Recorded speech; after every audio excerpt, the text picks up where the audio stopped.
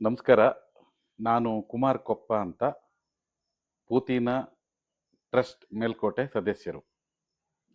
ಚಲುವರಾಯಸ್ವಾಮಿಯವರು ಜಿಲ್ಲಾ ಪಂಚಾಯಿತಿ ಸದಸ್ಯರಾಗಿ, ಉಪಾಧ್ಯಕ್ಷರಾಗಿ, ಶಾಸಕರಾಗಿ, ಸಂಸದರಾಗಿ, ಮಂತ್ರಿಗಳಾಗಿ ಈ ಜಿಲ್ಲೆಗೆ ಅಪಾರವಾದಂಥ ಗುರುತಿಸುವಂಥ, ಇತಿಹಾಸ ಆಗಿ ಉಳಿಯುವಂಥ ಬಹಳಷ್ಟು ಕೆಲಸ ಕಾರ್ಯಗಳನ್ನು ಮಾಡಿರೋದನ್ನು ಅವು ಸಾಕ್ಷೀಭೂತವಾಗಿ ನಮ್ಮೆದುರುಗಡೆ ಇವೆ. ಅವರು ಆರೋಗ್ಯ ಮಂತ್ರಿ ಆಗಿದ್ದಂಥ ಸಂದರ್ಭದಲ್ಲಿ ಈ ಜಿಲ್ಲೆಯ ಆಸ್ಪತ್ರೆಯನ್ನ ಮೇಲ್ದರ್ಜೆಗೆ ಏರಿಸಿದ್ದು, ವೈದ್ಯಕೀಯ ಕಾಲೇಜನ್ನು ಮಂಜೂರು ಮಾಡಿಸಿದ್ದು, ಬೃಹತ್ ವೈದ್ಯಕೀಯ ಕಾಲೇಜಿನ ಹೊಸ ಕಟ್ಟಡವನ್ನು ಕಟ್ಟಿದ್ದು, ಇವತ್ತು ಮಂಡ್ಯ ಜಿಲ್ಲೆಗೆ ಬರುವ ಎಲ್ಲರನ್ನ ಅದು ಕೈ ಬೀಸಿ ಕರೆಯುವ ನಿಟ್ಟಿನಲ್ಲಿ ಸ್ವಾಗತವನ್ನು ಮಾಡುತ್ತೆ.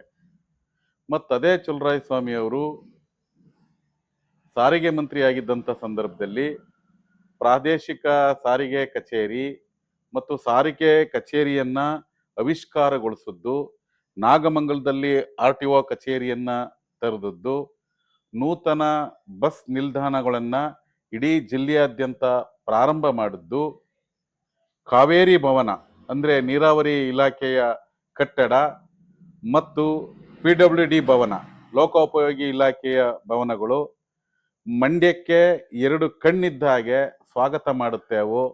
ಹೀಗೆ ಹಲವಾರು ಅಭಿವೃದ್ಧಿ ಕಾರ್ಯಕ್ರಮಗಳನ್ನು ವಿಶೇಷವಾಗಿ ನಾಗಮಂಗಲ ವಿಧಾನಸಭಾ ಕ್ಷೇತ್ರ ಮತ್ತು ಆ ವ್ಯಾಪ್ತಿಗೆ ಬರುವ ಕೊಪ್ಪ 8 ಪಂಚಾಯಿತಿಯಲ್ಲಿ ಅಂಬೇಡ್ಕರ್ ಭವನಗಳು, ಅಂಗನವಾಡಿಗಳು, ಶಾಲೆಗಳು ಮತ್ತು ಸಮುದಾಯ ಭವನಗಳು, ದೇವಸ್ಥಾನಗಳು, ರಸ್ತೆಗಳು, ಹೀಗೆ ಬಹಳಷ್ಟು ಕೆಲಸವನ್ನು, ವಿಶೇಷವಾಗಿ ನೀರಾವರಿ ಕೆಲಸವನ್ನು, 2 ಬೆಳೆಗೆ ನೀರು ಅಚ್ಚುಕಟ್ಟಾಗಿ ಕೊಟ್ಟದ್ದನ್ನು, ಇಂಥ 10 ಹಲವು ಕೆಲಸಗಳನ್ನು ಅವರು ಮಾಡಿರೋದು ನಮ್ಮ ಕಣ್ಣು ಮುಂದೆ ಇದೆ.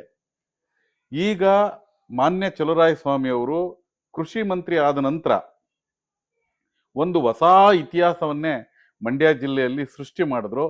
ಅದೇನಪ್ಪ ಅಂದರೆ, ಬಹಳಷ್ಟು ಈ ಜಿಲ್ಲೆಯ ಗಂಡು ಮೆಟ್ಟಿದ ರಾಜಕಾರಣಿಗಳು, ದೊಡ್ಡ ದೊಡ್ಡ ರಾಜಕಾರಣಿಗಳು ಕನಸಿನ ಕೂಸಾಗಿದ್ದಂಥ, ಅವ್ರ ಕೈಲಿ ಸಾಧ್ಯ ಆಗದೇ ಇರೋವಂಥ ಕೃಷಿ ಕಾಲೇಜನ್ನು, ಕೃಷಿ ವಿಶ್ವವಿದ್ಯಾನಿಲಯವನ್ನು VC ಫಾರಂಗೆ ತಂದದ್ದು ಅದು ಇತಿಹಾಸವೇ ಸರಿ.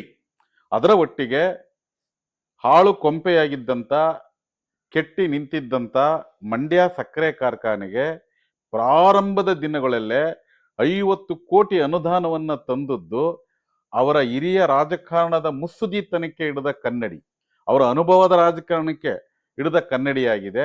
ಅದ್ರ ಒಟ್ಟಿಗೆ ಹೀಗೆ ಅವರು ಮೊನ್ನೆ ತಾನೇ 140 ಕೋಟಿ ಬೃಹತ್, ಕೇವಲ 8 ಪಂಚಾಯಿತಿಗೆ, ನಾಗಮಂಗಲ ವಿಧಾನಸಭಾ ಕ್ಷೇತ್ರದ ಕೇವಲ 8 ಪಂಚಾಯಿತಿಗೆ 140 ಕೋಟಿ ಕಾಮಗಾರಿಗಳ ಗುದ್ದಲಿ ಪೂಜೆ, ಶಿಲಾನ್ಯಾಸ, ಉದ್ಘಾಟನಾ ಕಾರ್ಯಕ್ರಮವನ್ನು ಹಮ್ಮಿದ್ದು ಅವರು ಹೇಗೆ ಈ ಜಿಲ್ಲೆಯ ಅಭಿವೃದ್ಧಿಯನ್ನ ಕನಸಿನಲ್ಲಿ ಇಟ್ಕೊಂಡು ಕೆಲಸ ಮಾಡ್ತಾರೆ ಅನ್ನೋದಕ್ಕೆ ಸಾಕ್ಷಿಯಾಗಿದೆ. ಬಹುಶಃ ನಾನು ಚಲುವರಾಯಸ್ವಾಮಿ ಅವ್ರನ್ನ ಬಹಳಷ್ಟು ಬಾರಿ ನೋಡಿದಾಗ ಒಂದೊಂದು ವಿಧದಲ್ಲಿ ಅವರು ಒಬ್ಬೊಬ್ಬರಾಗಿ ಕಾಣ್ತಾರೆ.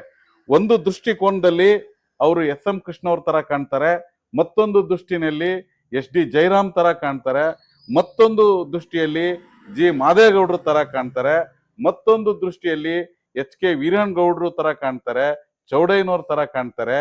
ಯಾವುದರಲ್ಲಿ ಅಂದ್ರೆ ಅವರ ಅಭಿವೃದ್ಧಿಯ ಕಾರ್ಯದಲ್ಲಿ, ಅವರ ಕ್ರಿಯಾತ್ಮಕ ಚಟುವಟಿಕೆಯಲ್ಲಿ, ಅವರ ಸ್ಪಂದನಾ ಕೌಶಲ್ಯದಲ್ಲಿ.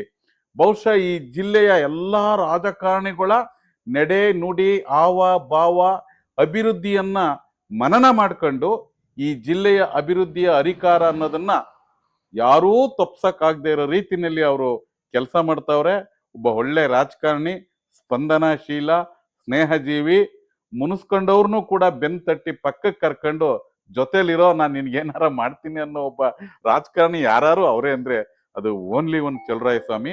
ಆ ಕಾರಣಕ್ಕೆ ಇವತ್ತು ಬಹಳಷ್ಟು ಜನರು ಪಕ್ಷಾತೀತವಾಗಿ ಚಲುವರಾಯಸ್ವಾಮಿ ಅವ್ರನ್ನ ಒಪ್ಪುವಂತ, ಹಪ್ಪುವಂತ, ಮನಸ್ಸಲ್ಲಿ ಇಟ್ಕೊಳ್ಳೋ ಅಂತ, ಅವ್ರ ನಮ್ಮ ನಾಯಕರು ಅನ್ನೋ ಕೆಲಸಗಳು ಆಗ್ತಿವೆ. ನಮಸ್ಕಾರ.